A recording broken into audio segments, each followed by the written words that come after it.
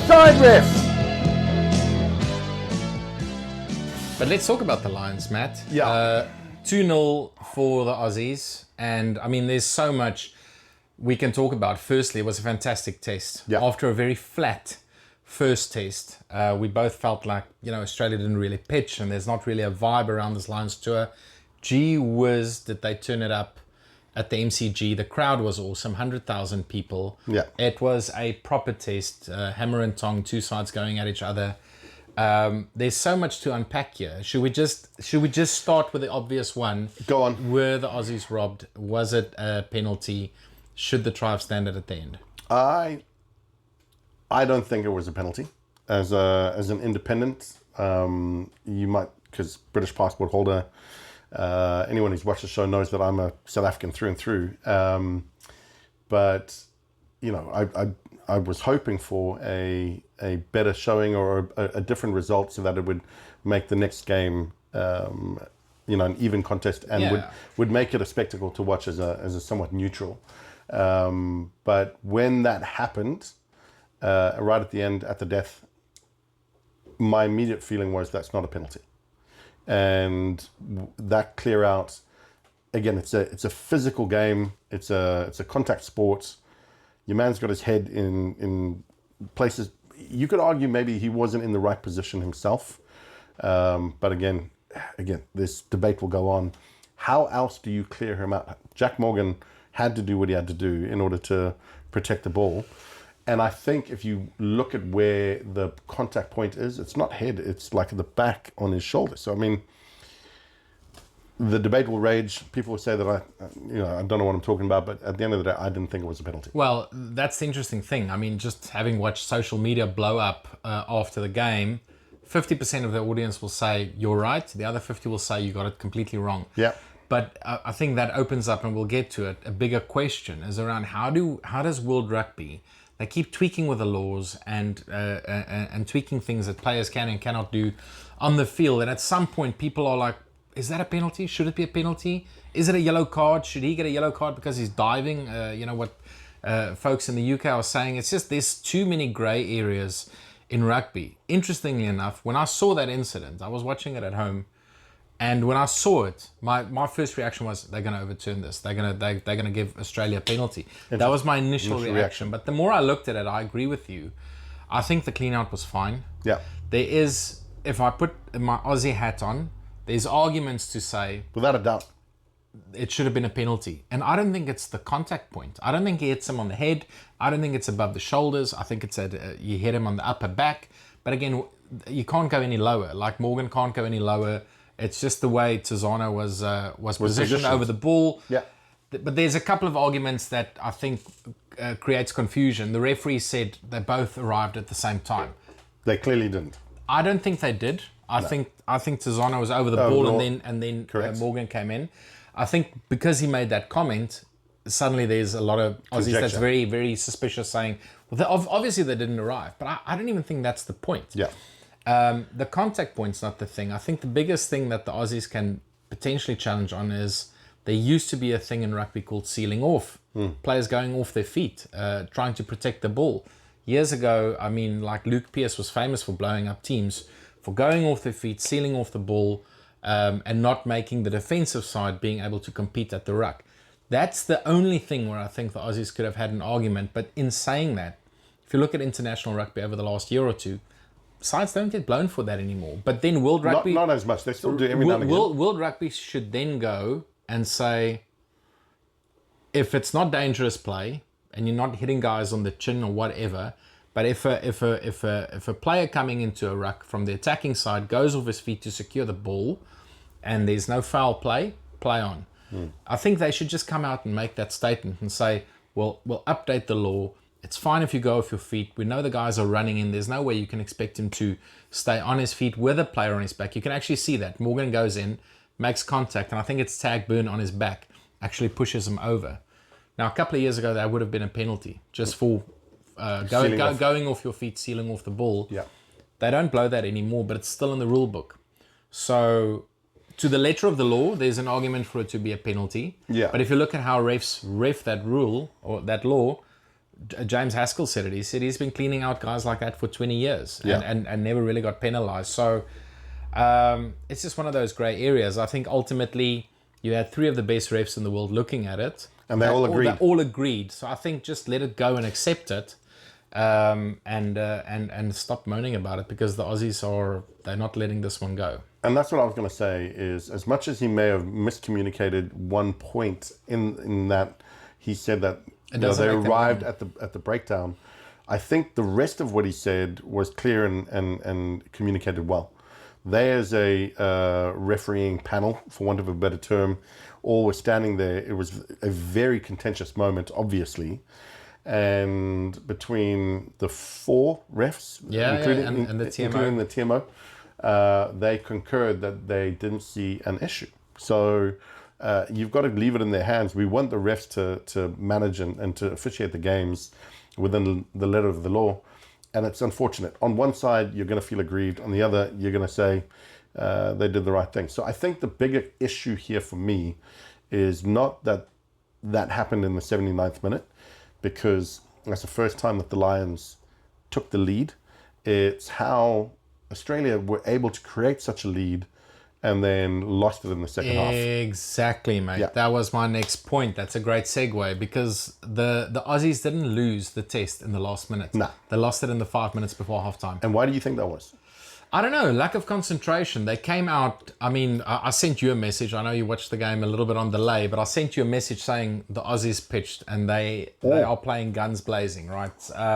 I was super impressed with them, just with the urgency, the accuracy, the way the forwards fronted up. Rob Valentini and Will Skelton made a massive impact. They were huge for me. Like their impact, and obviously I understand Skelton, I think, had still commitments in France that didn't allow him to arrive early.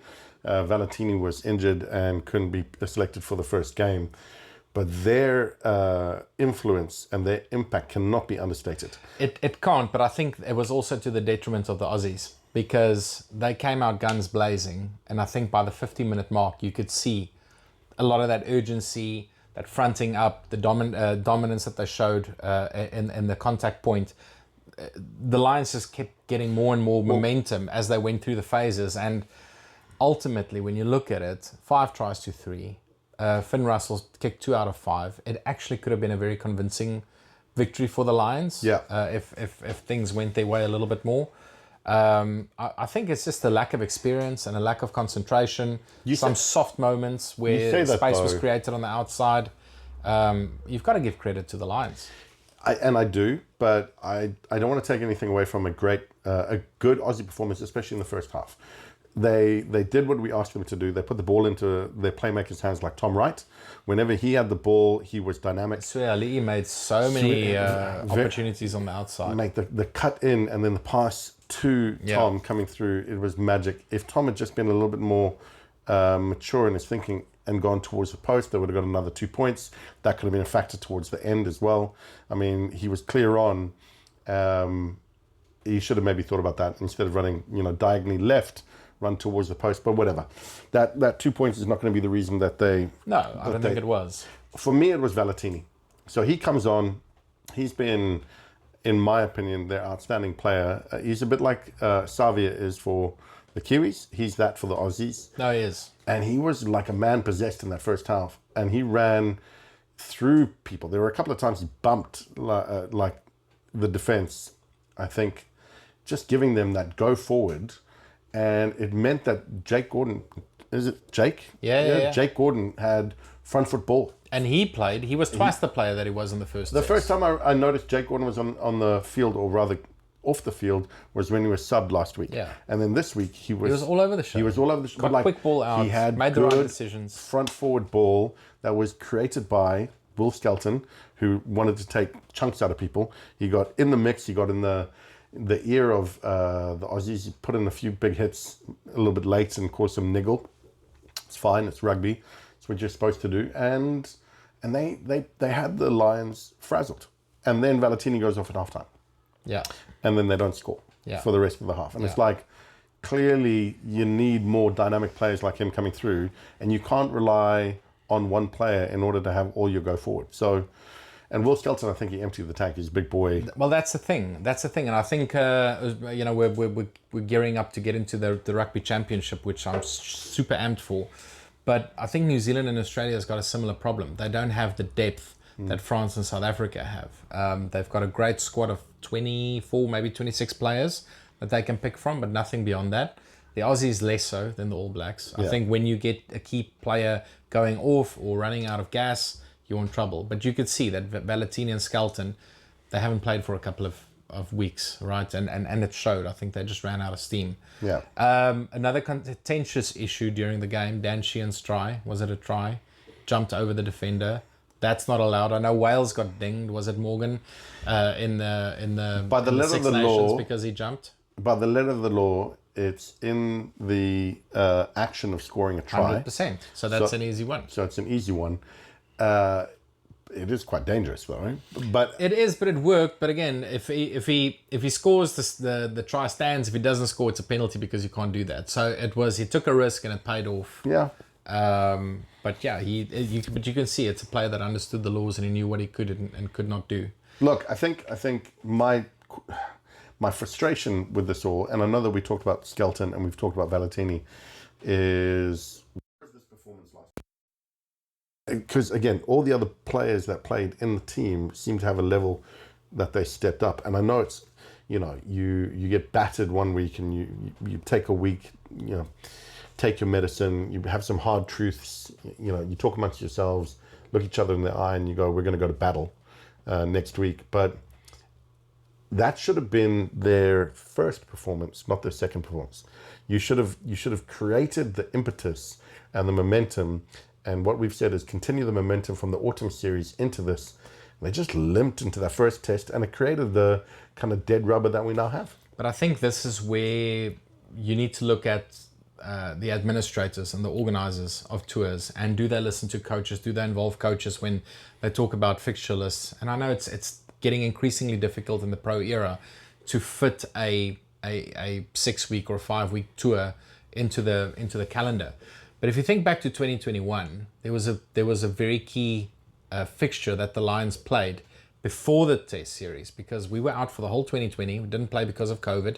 Rassie knew we are undercooked. These guys haven't played and we need game time. What did they do? They organized a game against the Lions for the SAA team, and it was pretty much the Springbok side. Faf played, Cheslin played, all of the Springboks played, and it gave them an opportunity to see what the Lions are made of, how they play.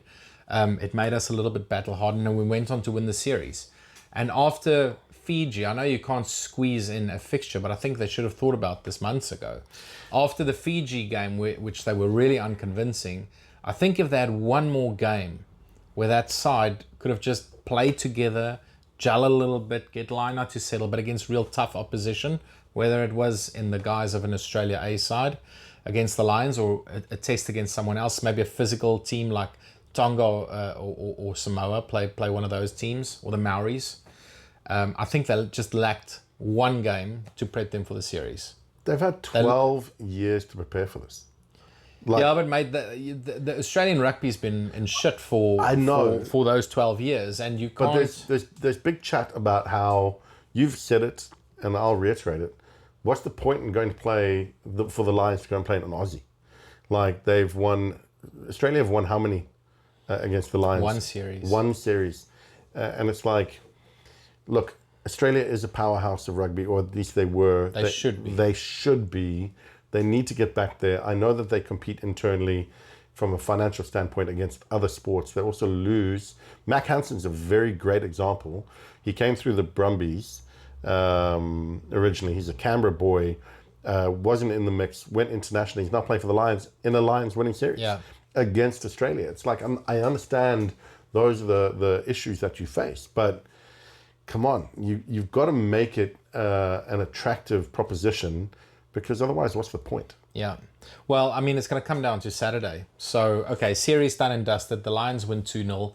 I don't think the result of the series was ever in question, to be honest. I was hoping that the Aussies were competitive, and they were for, I would say, 50 minutes of the second test. They weren't competitive in the first. If they can build on that performance and just scrape out a win in the third test, I think that saves future tours to Australia, but I think if they lose 3-0 and it's another big thumping like it was in the third test in 2013, I think organisers might look at like an Americas tour, maybe to Argentina, Canada, US, something like that, or a tour to France, which I'm also reading now is getting a lot of momentum where people think that'll be an awesome vibe. Yeah. Or, you just tour South Africa and New Zealand every 4 years. We see them more frequently. So who knows? I think there are questions around the Lions. I hope it continues. I don't want the Lions to ever stop touring. I don't think they'll stop touring. But it all depends on what happens on Saturday. Some of the best players in the world come out of Australia. Of that, there's no doubt. Historically, we've seen titans of our game come from Australia. I know that they have internal challenges around rugby league and cricket and AFL. But you just look, there was 100,000 odd people at the MCG over the weekend. A lot of those I know were Lion supporters. And a lot of Lion supporters love to go out to Australia because it's nice and warm and they get to see sunny Melbourne and Sydney. But you still got to make it a spectacle because otherwise no one's going to watch. There's an attitude in Australia, and I hope people take this in the right sort of spirit that I'm saying this. But if you listen to Joe Schmidt, he's proud of the boys. We tried really hard. It's Les Kiss, who's going to be the next Aussie coach. He coached the AUNZ team that lost 48-0. He said very much the same afterwards. Yeah, the boys tried hard and they left nothing out there. And what Australian rugby needs is a out-and-out rugby man that just says this is not good enough. You're not fit enough. You're not thinking about the game. We don't know the laws. We don't influence the ref. We don't have a game plan. They need some hard truths. And it feels like the folks that they're bringing in to coach them and run the show, they just keep coddling them, saying, we'll keep trying, and hopefully by 2027 when we host the World Cup, we'll be a little bit more competitive. And based on what we've seen, they might reach the quarterfinals, but they're not going to make the semis. They're not going to compete for the title, and they should. And you know what? Participation medals and the whole scenario around that aside, if you're one of the lads that are kind of part of the leadership group in the Australian rugby, you'd be pissed off. You've chosen this career path. You're doing what you've always set out to do. You're playing out your dreams, and your dreams are being shattered by poor performances. And I'm sure the whole team are sitting there going, but again, you need to look at each other in the eye and go, that's shit. What are we going to do about it? Yeah. How do we get better? Yeah. And if your leadership and the people around you, the administration, as you say, are tapping you on the back when you're getting absolutely thumped, then what kind of standards are it setting? Yeah. So, but those are the guys that I feel for. I do feel for the players, and I don't question at all that they don't put in the effort and don't play with 100% passion. If you listen to Will Skelton and Harry Wilson after the game, they were shattered, mate. They're not happy. So I absolutely feel for them because it's a once-in-a-lifetime opportunity to play against the Lions. I would have loved to have it go down to a decider in Sydney. It's not going to be the case.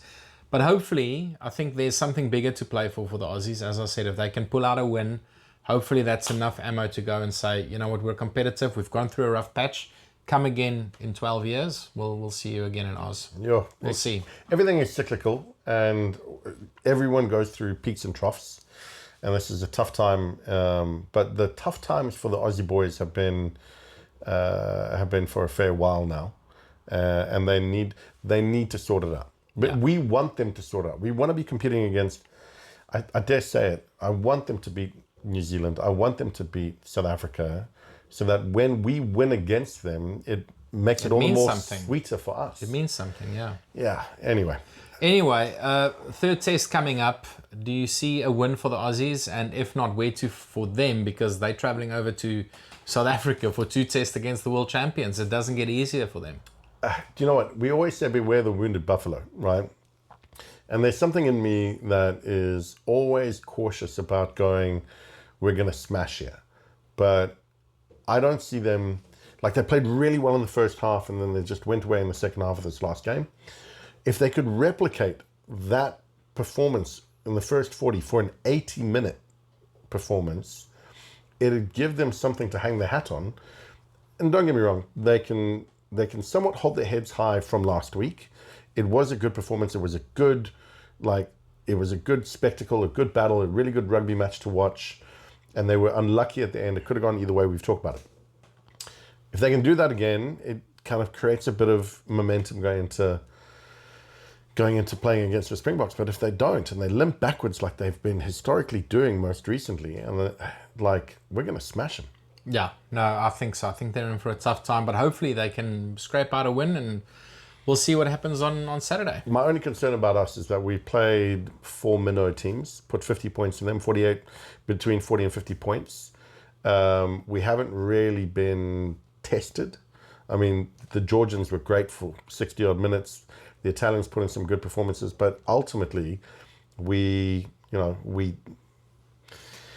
we empty the tank, the scoreboard reflects it. Yeah.